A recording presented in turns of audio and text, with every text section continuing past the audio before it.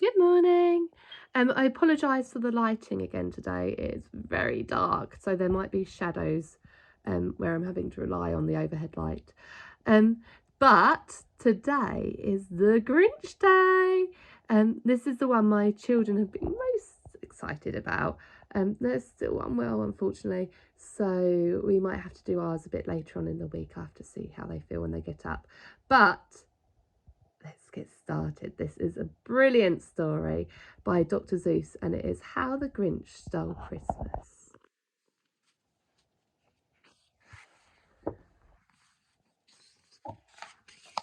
How the Grinch Stole Christmas by Dr. Seuss.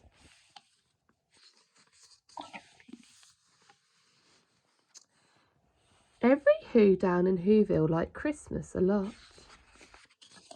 But the Grinch, who lived north of Whoville, did not.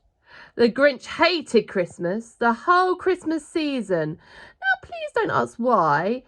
No one knows the reason. It could be that his head wasn't screwed on just right. It could be perhaps that his shoes were too tight. But I think the most likely reason of all may be that his heart was 2 sizes too small.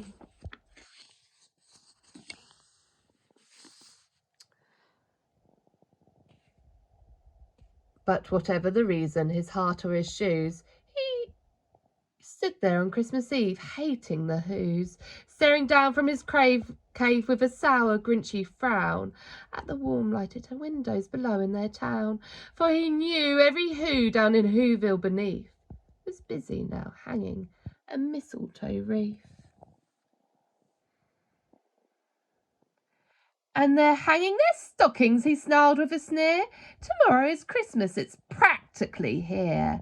Then he growled with his Grinch fingers nervously drumming. I must find some way to stop Christmas from coming, for tomorrow he knew. All the Who girls and boys would wake bright and early. They'd rush for their toys, and then, oh, the noise, noise. That's one thing he hated, the noise.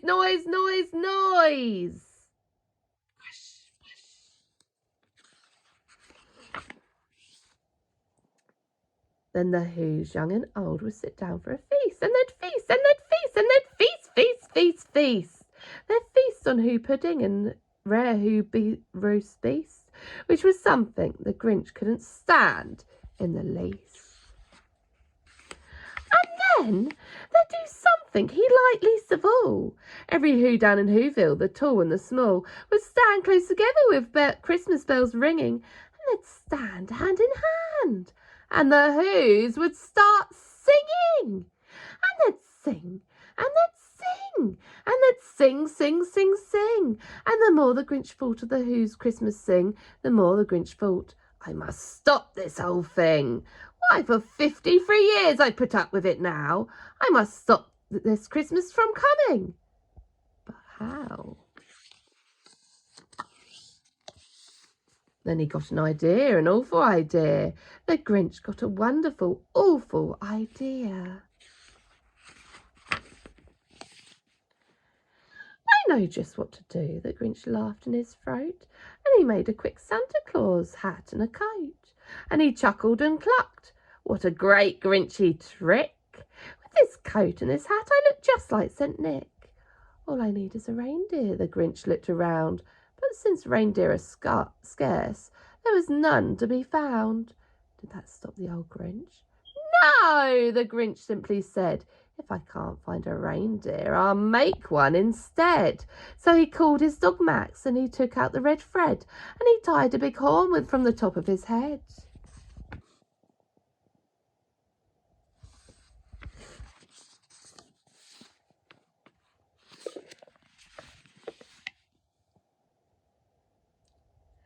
Then he loaded some bags and some old empty sacks on a ramshackle sleigh, and he hitched up to old Max.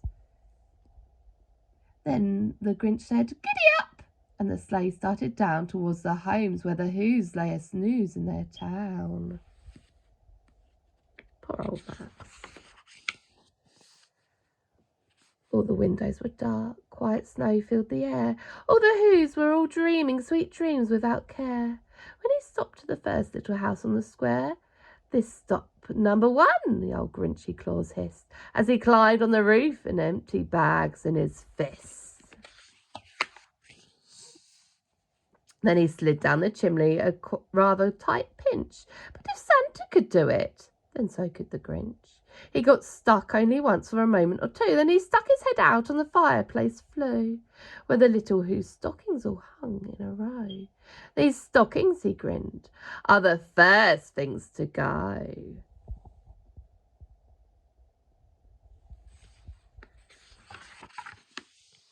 Then he slithered and slunk with a smile most unpleasant around the whole room, and he took up every present.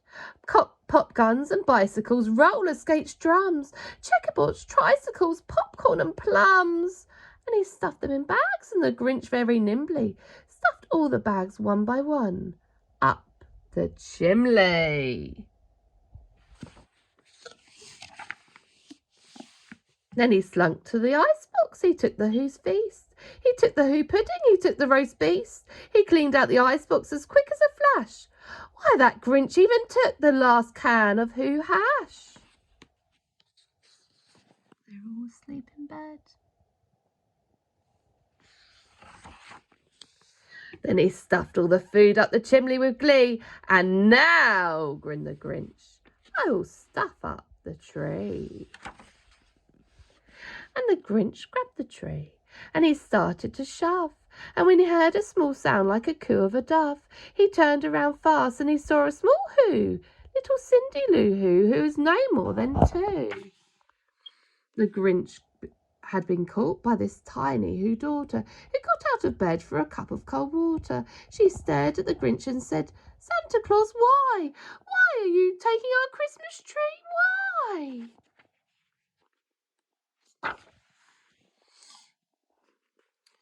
Do you know, the old Grinch was so smart and so slick, he thought up a lie, and he thought it up quick. "Why, my sweet little tot," the fake Santa Claus lie, "there's a light on the top that wasn't working, won't light on one side. So I'm taking it home to my workshop, my dear. I'll fix it up then, and I'll bring it back here." And his fib fooled the child. Then he patted her head, and he sent her a drink, and he sent her to bed. Then Cindy Lou Walker went to bed with her cup. He went up the chimney and stuffed the tree up.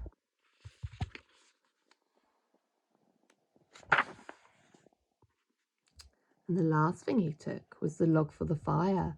When he went up the chimney himself, the old liar, on the walls he left nothing but hooks and some wire. And one speck of food which he left in the house was a crumb that was even too small for a mouse. Then he did the same thing to the other Who's house, leaving crumbs much too small for the other Who's mouse.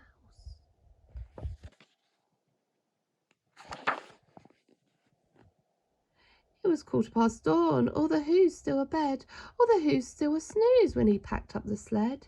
Packed it up with the presents, the ribbons, the wrappings, the tags, and the tinsel, the trimmings, the trappings.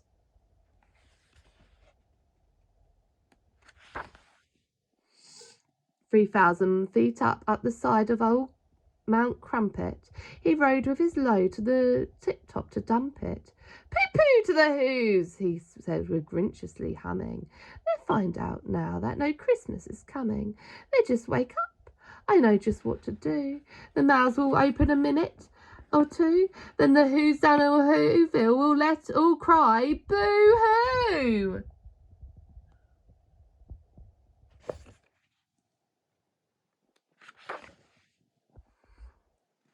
"That noise," grinned the Grinch, "I simply must hear." So he paused, and the Grinch put a hand to his ear. And he did hear a sound rising over the snow. It started in low, then it started to grow.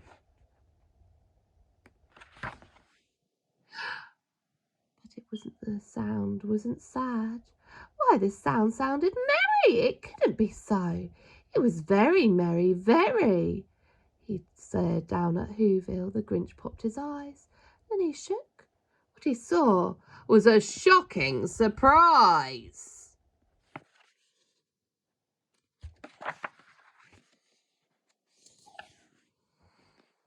For every who down in Whoville, the tall and the small, was singing without any presents at all. He hadn't stopped Christmas from coming. It came.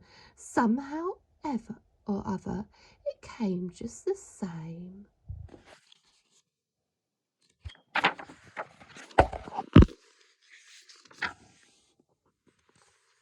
And the Grinch, with his Grinch feet ice cold in the snow, stood puzzling and puzzling. How could it be so? It came without ribbons, it came without tags, it came without packages, boxes or bags.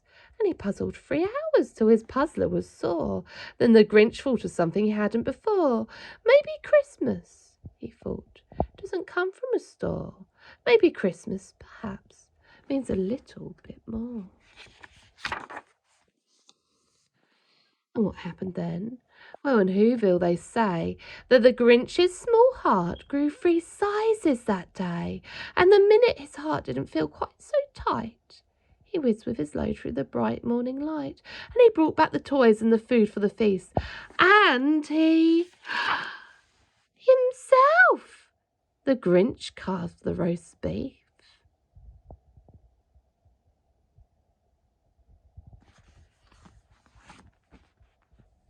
I hope you enjoyed How the Grinch Stole Christmas.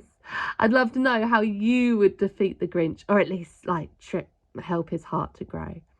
Anyway, have a lovely day. Bye.